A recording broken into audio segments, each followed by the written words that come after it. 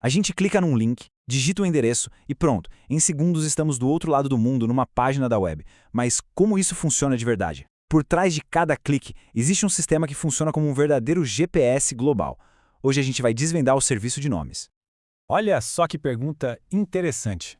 Quando a gente digita um endereço tipo www.exemplo.com.br, como é que o computador sabe qual dos bilhões de servidores espalhados pelo planeta tem aquela página específica? Não, não é mágica. É um dos pilares mais geniais da engenharia da internet. Ok, vamos mergulhar nisso. Para a gente entender a solução, primeiro a gente precisa entender qual era o problema. Então vamos voltar um pouquinho no tempo, lá para o comecinho da internet, quando ela era, digamos, um lugar bem menor e mais simples. É isso mesmo que está na tela. Parece inacreditável, né? Existia um único arquivo mestre, uma espécie de agenda de contatos com o nome e o endereço de cada computador ligado na rede.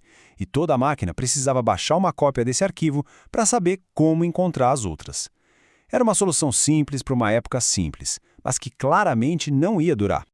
E claro, esse sistema tinha falhas gigantescas. Primeiro, a escalabilidade. A internet cresceu e o arquivo ficou pesado demais, impossível de gerenciar. Depois, a administração.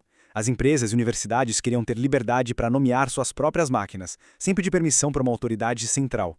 E por último, a generalidade. A internet precisava de nomes para outras coisas além de computadores, como serviços de e-mail, por exemplo. Aquela agendona já não dava mais conta do recado. E foi aí, para resolver essa crise de crescimento, que surgiu o herói da nossa história, o DNS, o Sistema de Nomes de Domínio. Uma solução super elegante para um problema que podia ter travado toda a expansão da internet. Mas afinal, o que é um serviço de nomes? Pensa nele como a grande lista telefônica da internet. A gente entrega um nome, fácil de lembrar, como exemplo.com.br, e o serviço devolve o número de telefone daquele site, que é o endereço IP, aquela sequência de números que os computadores usam para se encontrar. A grande sacada do DNS está na sua organização. Em vez de uma lista única e gigante, ele funciona como uma árvore, com vários galhos. O endereço do site é lido da direita para a esquerda, do mais geral para o mais específico. Começa lá na raiz, que é o ponto. Passa pelo domínio de topo, tipo .br, depois pelo com.br, até finalmente chegar no computador específico, o www. Essa estrutura permite que a responsabilidade seja distribuída e que o sistema cresça infinitamente. Agora vem a parte divertida. Vamos ver como essa busca acontece na prática. A gente vai seguir o caminho de uma consulta de DNS pela internet e transformar esse processo técnico numa pequena jornada. Esse processo parece uma caça ao tesouro, olha só. Primeiro, o nosso aparelho pergunta para o servidor DNS local, geralmente o do nosso provedor de internet. Se ele não souber a resposta, ele vai perguntar para um dos servidores raiz, lá no topo da hierarquia. O servidor raiz não sabe a resposta completa, mas ele dá uma pista, ele aponta na direção certa. Olha, quem cuida do .br é aquele servidor ali. Aí o nosso servidor local vai lá e pergunta para ele, que por sua vez aponta para o servidor que cuida do exemplo.com.br. E é esse último servidor, o autoritativo, que finalmente dá a resposta final, o endereço IP. É uma série de indicações, cada uma mais precisa que a outra. Poxa, mas se toda consulta tivesse que fazer essa viagem toda, a internet seria super lenta, né? E é aqui que entra o segredo para tudo ser tão rápido, o cachê. Em cada uma dessas etapas, os servidores guardam as respostas que encontram por um tempo. Então, na próxima vez que alguém perguntar pelo mesmo site, a resposta já está ali, guardadinha, bem mais perto. É isso que faz a navegação parecer quase instantânea. E o DNS é mais versátil do que a gente imagina.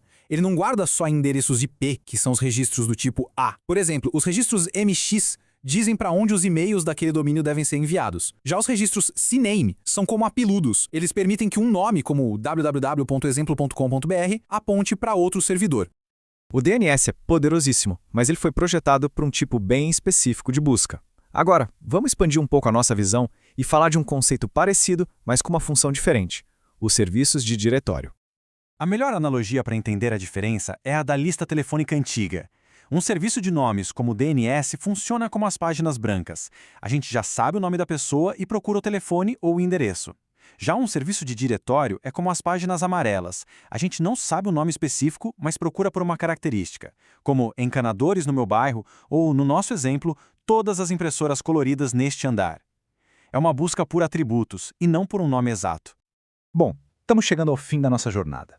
É hora de juntar todas essas peças para a gente entender o impacto gigantesco desses sistemas que trabalham em silêncio nos bastidores da nossa vida digital. No fim das contas, a conclusão é bem direta. Sem o serviço de nomes, a internet que a gente conhece, essa coisa rápida e intuitiva, simplesmente não existiria. A gente teria que memorizar sequências enormes de números para visitar qualquer site. Essa infraestrutura toda é, literalmente, a fundação invisível de tudo que a gente faz online. E para fechar fica uma reflexão. O nosso mundo digital está mudando numa velocidade absurda, com a internet das coisas, com inteligência artificial, com novas formas de interagir com a tecnologia. A pergunta que fica no ar é: como é que esse GPS fundamental da internet vai precisar evoluir para conseguir guiar não só sites, mas um universo de aparelhos e serviços inteligentes? O futuro desse sistema ainda está sendo escrito. Muito obrigado pela companhia.